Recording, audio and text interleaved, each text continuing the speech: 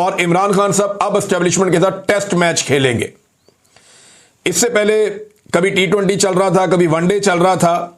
अब ऐसा लगता है कि इमरान खान साहब ने जो पिछला ट्वीट किया है ना, जिसमें आसिम मुनीर साहब को उन्होंने लगातार टारगेट किया है और पाकिस्तान के फील्ड मार्शल आसिम मुनीर साहब के बारे में वो बातें खुलकर कही हैं जो कोई कह ही नहीं सकता। कोई लीडर कभी जुर्रत नहीं कर सकता था जैसे इमरान खान ने खुलकर बात की है। सारा इल्जाम उनके ऊपर दिया कि जनाब ये बंदा रिस्पॉन्सिबल है और ये इस वक्त मुल्क में इन्हीं का कानून सिक्का चल रहा है, जो दिल करता है वो कर रहे हैं और सब 2 नंबरी हो रही है पाकिस्तान में। तो इमरान खान साहब जितना खुलकर फील्ड मार्शल आसिम मुनीर के खिलाफ बोले हैं, यहां से एक बात समझ आ रही है कि इमरान खान को जल्दी कोई नहीं है। अब वो एक लंबा टेस्ट मैच पाकिस्तान की एस्टेब्लिशमेंट के साथ खेलने जा रहे हैं। अल्लाह ताला ने इमरान खान को लंबी जिंदगी दी, अल्लाह ताला सबको अपने हिफ्ज़-ओ-अमान में रखे। तो एक बात आप मेरी लिख कर रख लें कि पाकिस्तान की सारी एस्टेब्लिशमेंट मिलकर आसाब की लड़ाई में अपने सारे हमदर्दों को भी इकट्ठा कर ले, ये इमरान खान से नहीं लड़ सकते। ये इस काबिल ही नहीं है उसके सामने बोने हैं इस मामले में। आसाब की लड़ाई में इमरान खान इन सबका बाप है, वो इनसे आसाब की लड़ाई नहीं हारता, ये बात बिल्कुल क्लियर है। एक और चीज नाज़रीन मैं आपके सामने रखता हूं, और अब आहिस्ता आहिस्ता सारे एतराफ कर रहे हैं, चीजें आहिस्ता आहिस्ता बताना शुरू हो गए हैं। जैसे जरदारी साहब हैं, उनसे बात करते वो कहते जेल तो मैंने काटी है, इमरान खान साहब को तो हुआ ही कुछ नहीं। शरीफ खानदान से पूछा, वो कहता जी, कोई कहता जी फ्राई पान से हम कपड़े इस्त्री करते थे, कोई कहता जी सख्त तरीन जेल हमने काटी थी, बड़ी तकालीफ हमें हुई है। तो इसके बारे में लोग क्या सोचते हैं, ये ज़्यादा इंपॉर्टेंट है। यानी हर एक की अपनी अपनी कहानी है कि मैंने ये कर दिया तो मैंने वो कर दिया, या बहादुरी के बहुत बहुत बड़े दावे करने वाले लोग हैं। कई लोगों का इंतखाबी निशान जो है वो शेर है, और काम जो है वो हर दफ़ा वो दौड़ जाते हैं, हर दफ़ा जो है वो डील करके दौड़ जाते हैं, और डील भी करते हैं एस्टेब्लिशमेंट से जो उन्हें मारती है। यानी एस्टेब्लिशमेंट उन्हें मारती है, उसके बाद एस्टेब्लिशमेंट के साथ ही डील करते हैं। यही ट्रैक रिकॉर्ड है शरीफ खानदान का भी, और यही ट्रैक रिकॉर्ड है जरदारी खानदान का भी। इन दोनों ने हमेशा एस्टेब्लिशमेंट से मार खाई, पहले उनके साथ लड़ने की कोशिश की, लेकिन जैसे ही इनको डील ऑफर हुई इन्होंने डील की और डील करके निकल गए। ये इनका तरीका है, वारदात है, और कभी भी ये डटकर खड़े ही नहीं हुए। देखिए पाकिस्तान के लोग जो है ना वो बड़े बाशऊर हैं। अगर किसी को लगता है कि वो अवाम को बेवकूफ़ बना देगा कहानियाँ सुनाकर कि जनाब मैंने ये वाली कुर्बानी दी हुई है, तो मैंने ये वाली कुर्बानी दी हुई है, तो मैं इतना मजबूत आदमी हूँ, तो मेरे से ज़्यादा बहादुर कोई नहीं है, तो लोग बेवकूफ़ नहीं है। लोगों को साफ पता चलता है कि कौन बहादुर है और कौन नहीं है। तो आम आदमी पाकिस्तान का वो क्या सोचता है कि कौन सा पाकिस्तानी लीडर बहादुर है, कौन सा पाकिस्तानी लीडर है जो डील नहीं कर रहा, और क्या इमरान खान साहब जो जेल में इस वक्त मौजूद हैं वो डील कर रहे हैं या नहीं कर रहे। यानी जिस तरह की तकलीफें हमने इमरान खान साहब को जेल में होती हुई देखी हैं, यानी 22-22 घंटे अंदर ही बंद कर देना सेल के अंदर। वो सेल आपको आइडिया नहीं है वो कितना खौफनाक है। वो छोटी सी जगह पे बंदे को बंद कर देते हैं अंदर, चक्की की तरह की जगह है, वो बाहर निकालते ही नहीं, 22-22 घंटे अंदर रखते हैं। कुछ 10-10 दिन आपने सुना कि सियासतदान की बिजली बंद हो गई हो या मुलाकातें ही बंद कर दी हो, फैमिली को ही ना मिलने दें, जेल के अंदर ही ट्रायल चल रहा हो, ये जेल से बाहर लाते ही नहीं है। यानी 2 साल तक कौन सा ऐसा पाकिस्तान का सियासतदान है जिसकी ना आपने शक्ल देखी ना जिसका आपने ऑडियो सुनी, कोई ऐसा नहीं है ना। इमरान खान वाहिद है। तो पाकिस्तान के लोग इमरान खान के बारे में क्या सोचते हैं, मेरी राय अपनी जगह पे, बाकी लोगों की राय अपनी जगह पे।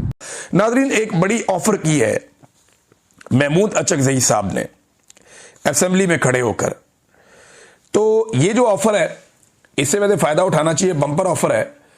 और उन्होंने ये कहा कि इमरान खान से ये लोग डर रहे हैं ना, अगर आप इमरान खान से डर रहे हैं तो मैं आपको इमरान खान से गारंटी लेकर देता हूं कि वो किसी को कोई सजा नहीं देगा। आए मिलकर बैठे और जमहूरियत को बचाने के लिए इकट्ठे हो जाएं। देखिए सियासतदानों को यही डर है ना कि इमरान खान आएगा तो हमने जो 2 नंबरी की है, फ्रॉड किया है, हम दोबारा फंस जाएंगे। तो महमूद खान अचकजई ने कहा जी मैं गारंटी लेकर देता हूं इमरान खान से कि आपको कुछ नहीं कहेगा। लेकिन सारे डरे हुए आर्मी चीफ ने वो ले लिया इस्तिस्ना सारी जिंदगी के लिए। ऐसा खौफ हमने कभी किसी मिलिट्री जनरल के करियर में देखा नहीं था। जनरल तो बड़े मजबूत होते हैं, बड़े दलेर होते हैं, और इतनी बहादुर फौज का ऐसा जर्नैल कि उसको इस्तिस्ना लेना पड़ जाए सिर्फ इस डर से कि मेरे ऊपर कोई मुकदमा ना हो जाए, ये बड़ी मायूब बात है, बड़ी तकलीफ दे बात है। अच्छा मैं ना थोड़ा खुशफहमी में भी चला जाता हूं कभी कभी। मुझे लगता है कि हो सकता है कि ये तरमीम के अंदर तब्दीली करवाई जा रही हो सकता है कि आर्मी चीफ कह दे कि भाई मेरा इस्तिस्ने वाली शिक जो है वो खत्म कर दें। यानी खुशफहमी कभी कभी पाल लेनी चाहिए, देखते हैं क्या होता है। बहरहाल ये इमरान खान साहब का खौफ तो इनके सर पे सवार है, और इसमें एक जो स्टेटमेंट है वो चौधरी निसार साहब का भी आया। चौधरी निसार साहब का एक प्रॉब्लम है, वो हमेशा देर कर देते हैं। जो भी काम करना होता है देर से करते हैं, जब उनका वक्त होता है उस वक्त वो काम नहीं करते, जब काम का डंग निकल जाता है ना तब वो काम करते हैं। वो ये कहते हैं 27वीं तरमीम इमरान खान के डर से की गई है।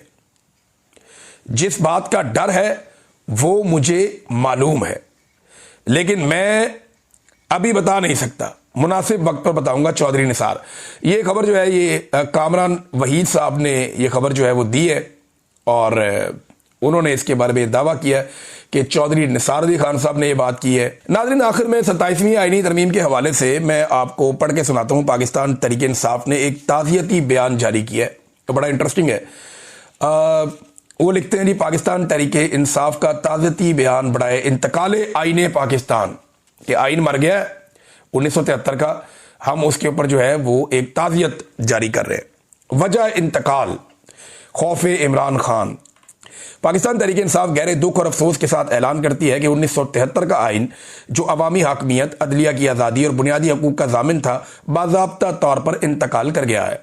ये आइन इस वक्त दम तोड़ गया जब इस मुल्क के हुक्मरानों ने अपनी जाती अना, इक्तदार की हवस और एक अवामी रहनुमा इमरान खान के खौफ में आकर आईनी बालादस्ती को दफन कर दिया।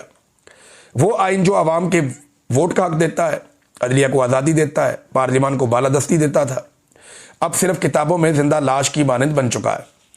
आज इस सरजमीन पर ना अवाम की मर्जी की हुकूमत कायम होने दी जाती है, ना अदालतें इंसाफ बांटने की जरूरत रखती हैं, ना मीडिया को सच बोलने की इजाजत है।